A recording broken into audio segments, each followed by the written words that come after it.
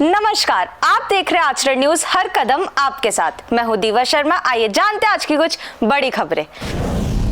आज इस्लामाबाद के लिए रवाना होंगे विदेश मंत्री एस जयशंकर। फ्रीबीज पर सुप्रीम कोर्ट ने एक और याचिका। महाराष्ट्र झारखंड में चुनाव तारीखों का ऐलान हुआ आज। मॉनसून की विदाई के बीच देश में बारिश का असर। कल से शुरू होगी भारत न्यूजीलैंड के बीच टेस्ट सीरीज। आइए जानते हैं खबरों को विस्तार से।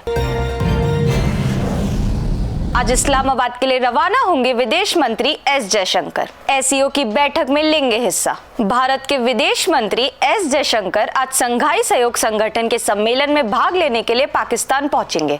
ये भारत की ओर से कई वर्षों बाद पहली उच्च स्तरीय यात्रा होगी। उनके इस्लामाबाद पहुंचने के तुरंत बाद पाकिस्तान के प्रधानमंत्री शहबाज शरीफ द्वारा आयोजित भोज समारोह में भाग लेने की संभावना है। करीब 9 सालों के बाद कोई भारतीय विदेश मंत्री पाकिस्तान की यात्रा कर रहा है। इससे पहले दिसंबर 2015 में सुषमा स्वराज गई थी। जयशंकर 15 से 16 अक्टूबर को SCO council of head of government की बैठक में भाग लेने के लिए पाकिस्तान में 24 घंटे से कम समय बिताएंगे।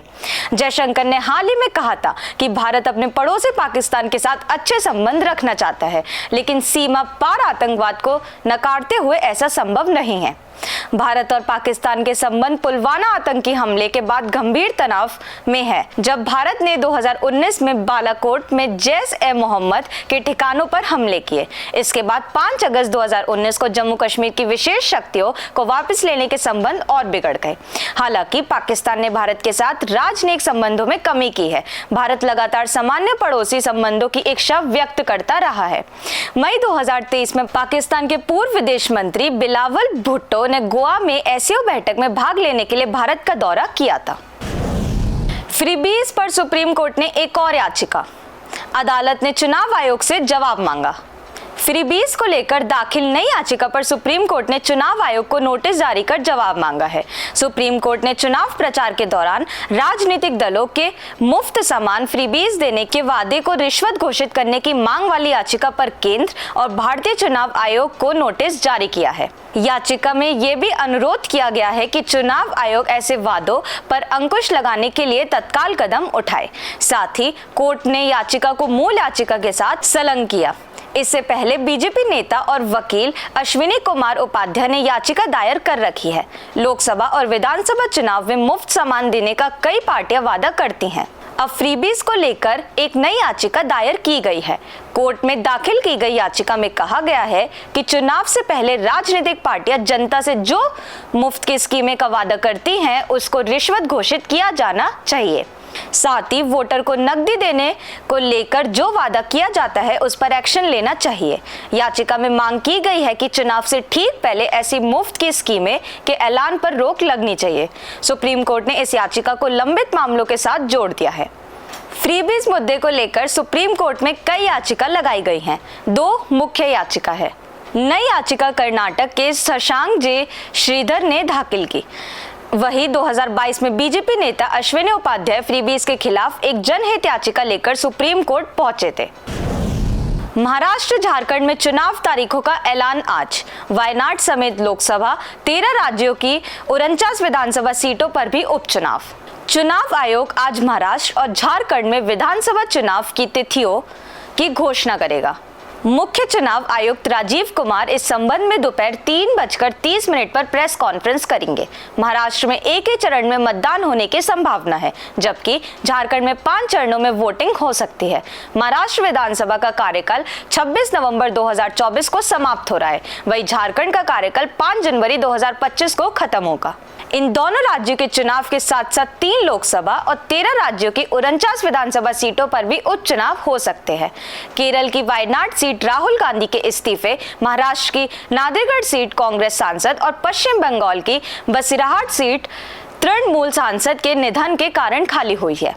उपचुनाव के लिए कुल 13 राज्यों में 49 सीट विधानसभा सीटें शामिल है, जिसमें उत्तर प्रदेश की 10, राजस्थान की 7, पश्चिम बंगाल की 6 और अन्य राज्यों की सीटें शामिल है। महाराष्ट्र में महायुति के तहत शिवसेना, भाजपा और एनसीपी अजीत पवार गुट की सरकार है। चुनावी माहौल में एंटी इंकम्बेंसी और विभिन्न पार्टियों के बीच बढ़ते वोट का एक बड़ी चुनौती बन सकते हैं।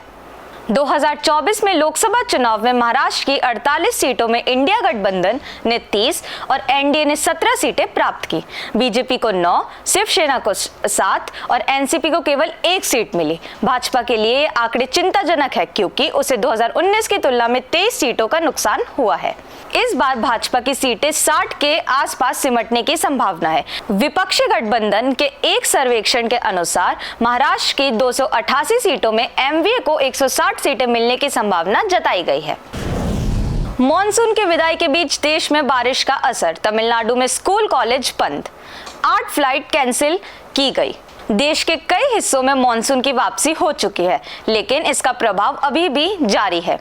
तमिलनाडु में भारी बारिश के कारण मुख्यमंत्री एम.के. स्टालिन ने 15 अक्टूबर तक चेन्नई समेत 4 जिलों के सभी स्कूल और कॉलेजों में छुट्टी की घोषणा की है। मौसम विभाग ने अगले 4 दिनों के लिए राज्य में भारी बारिश का अलर्ट जारी किया है। आज चारों जिलों में बारिश के कारण स्थिति गंभीर हो गई है। इसके अलावा बेंगलुरु, अंडमान, नई दिल्ली और मस्कट से चेन्नई आने जाने वाली 8 उड़ानें रद्द कर दी गई है। मध्य प्रदेश, गुजरात, छत्तीसगढ़, महाराष्ट्र और दक्षिणी भारत के अन्य राज्यों में भी हल्की सी तेज बारिश का दौर जारी है। मौसम विभाग के अनुसार मध्य प्रदेश में एक लो प्रेशर एरिया विकसित हो गया है जो डिप्रेशन में बदल चुका है। इसके चलते प्रदेश के कई हिस्सों में लगातार बारिश हो रही है। इसके साथ ही रात के समय ठंड का असर भी महसूस किया जा रहा है। मौसम विभाग ने बताया कि मध्य प्रदेश में 20 अक्टूबर से ठंड बढ़ने की संभावना है। हालांकि दिन के समय का तापमान 33 से 34 डिग्री सेल्सियस के आसपास बना रहेगा। अक्टूबर के अंत में दिवाली के आसपास तापमान में उल्लेखनीय गिरावट देखने को मिल सकती है। छत्तीसगढ़ में अगले 2 दिनों में मॉनसून की वापसी पूरी होने की उम्मीद है। मौसम विभाग का कहना है कि इसके बाद प्रदेश में सूखी हवा का प्रभाव दिखाई देगा, जिससे रात का तापमान गिर सकता है। उत्तर पूर्वी हवाओं ने छत्तीसगढ़ के कई हिस्सों को कवर कर लिया है, जिससे मौसम में बदलाव आ रहा है। इस प्रकार इस समय देश के विभिन्न हिस्सों में मौसम का प्रभाव अलग अलग रूप में देखा जा रहा है, जो लोगों के दैनिक जीवन को प्रभावित कर रहा है। कल से शुरू होगी भारत न्यूजीलैंड के बीच टेस्ट सीरीज। 3 टेस्ट मैचों की खेली जाएगी सीरीज। भारतीय क्रिकेट टीम ने बांग्लादेश को टेस्ट सीरीज में 2-0 से मात दी है और अब उसकी नजर न्यूजीलैंड के खिलाफ आने वाली चुनौती पर है। भारत और न्यूजीलैंड के बीच 3 टेस्ट मैचों की सीरीज खेली जाएगी, जो Bharat Australia border Gavaskar trophy से पहले महत्वपूर्ण मानी जा रही है। ये टेस्ट सीरीज 16 अक्टूबर से शुरू होगी। वर्तमान में भारतीय टीम वर्ल्ड टेस्ट चैंपियनशिप की पॉइंट्स टेबल में शीर्ष है। रोहित शर्मा की कप्तानी में टीम का लक्ष्य न्यूजीलैंड के खिलाफ जीत हासिल कर अपनी स्थिति को और भी मजबूत करना है। आपको बता दें कि इस सीरीज का पहला टेस्ट मैच 16 अक्टूबर से 20 अक्टूबर के बीच बेंगलुरु में खेला जाएगा। इसके बाद दोनों टीमें 24 अक्टूबर से 28 अक्टूबर के बीच पुणे में आमने सामने होंगी। सीरीज का तीसरा और अंतिम टेस्ट 1 नवंबर से 5 नवंबर तक मुंबई में होगा। सभी मैच भारतीय समय अनुसार सुबह 9:30 पर शुरू होंगे, जबकि न्यूजीलैंड में ये शाम 5 बजे शुरू होगा। भारतीय दर्शक भारत और न्यूजीलैंड के बीच होने वाली इस टेस्ट सीरीज का लाइव प्रसारण स्पोर्ट्स 18 नेटवर्क के चैनलों पर देख सकेंगे। इसके अतिरिक्त जियो सिनेमा ऐप और वेबसाइट पर भी लाइव स्ट्रीमिंग उपलब्ध होगी। न्यूजीलैंड में इस सीरीज का लाइव प्रसारण स्काई स्पोर्ट्स पर किया जाएगा। देश दुनिया की सभी खबरें देखने के लिए जुड़े रहिए आचरण न्यूज से। आचरण न्यूज, हर कदम आपके साथ।